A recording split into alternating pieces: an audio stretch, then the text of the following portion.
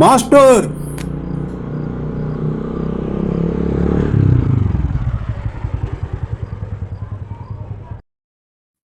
பரவாயில்ல, வீட்டில் தான் இருக்கார்.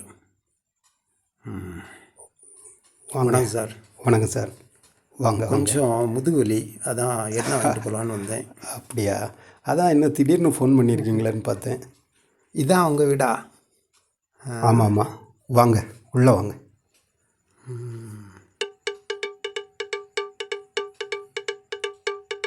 பத்தலை பயங்கரமாக இருக்கு. ஏசப்பா, இதுக்கு ஹெல்மெட் எடுத்து மாட்டிக்கிடுவோம். ஏசப்பா சோத்திரம். பாவம் மாஸ்டர், இந்த வீட்டில் போயிருக்காரு. உட்காருங்க. ஹெல்மெட்லாம் போட்டிருக்கீங்க, கழட்டிடுங்க. ஃபேனை போடுறேன். சரி.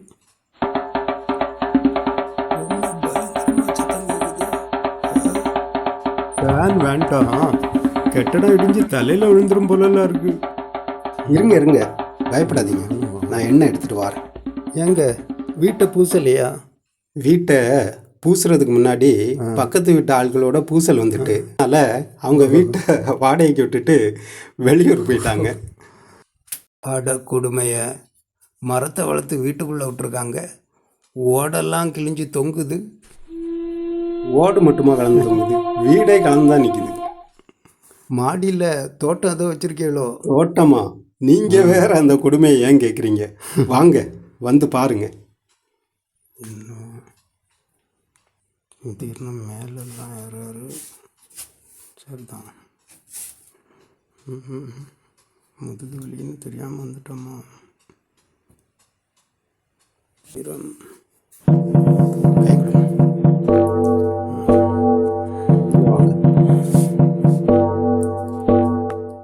ஆஹா, அற்புதம்.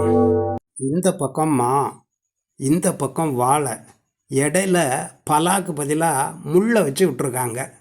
இது ஒரு முக்கணி தோட்டம் சார். முக்கனியா? மூதேவிங்க. இந்த பக்கம் ஒரு மூதேவி மாமரத்தை வச்சு வீட்டை இடிச்சு விட்றா, இந்த பக்கம் மொத்தமும் மூதேவிங்க தான். ஐயோ பாவம், ரொம்ப பாதிக்கப்பட்டுட்டே போல. என்ன பண்ணுறதுன்னு எனக்கு ஒன்றும் தெரிய மாட்டேங்குது. இது முனிசிபாலிட்டியில் நீங்கள் இதை பற்றி கம்ப்ளைண்ட் பண்ணலையா? கம்ப்ளைண்ட்டா? ஒரு தடவையா 2 தடவையா?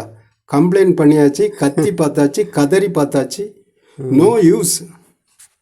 பாருங்க, அந்த சோரம் ஒகி புயல்ல அப்படி இடிஞ்சு விழுந்துட்டு, அந்த நேரத்தில் அதில் இருந்திருந்தோம்னா நம்ம மண்டையில் தான் விழும்.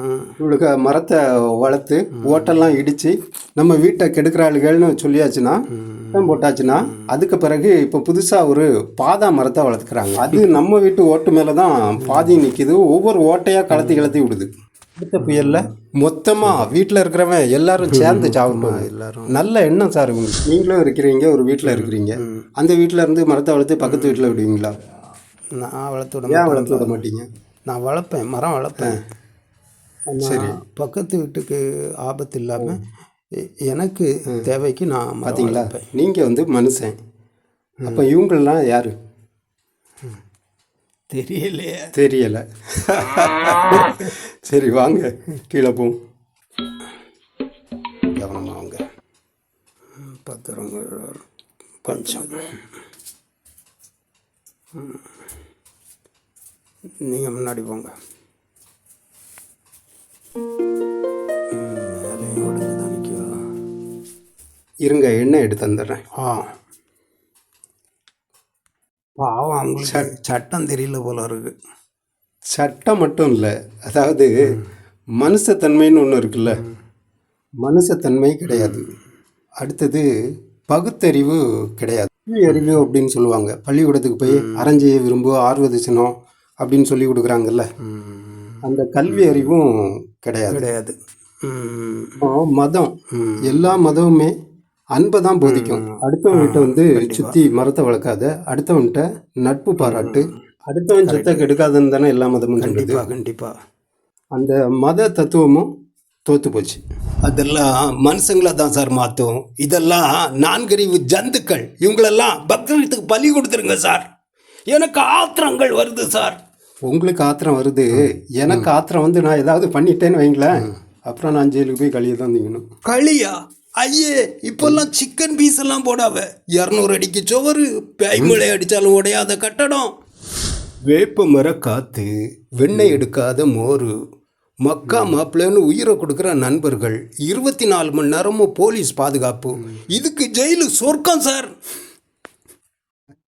நீங்கள் சொல்கிறத பார்த்தா எல்லாரையும் போட்டு தள்ளிட்டு உள்ளுக்கு போயிடலான்னு தான் தோணுது. நான் யோகா படித்து தொலைச்சிட்டேனே. எல்லா உயிர்களும் இன்புற்று வாழ்க. அப்போது உங்கள் தலையெழுத்தை யாரும் மாற்ற முடியாது. நீங்கள் தைலத்தை கொடுங்க. எனக்கு முதுகு வலி போய் இப்போ உடம்பு முழுக்க வலிக்குது. ரூபா ஜிபேல போட்டுறேன் மாஸ்டர். மரத்தை வளருங்கன்னா மரத்தை வளர்த்து மனுஷனை கொள்றாங்க.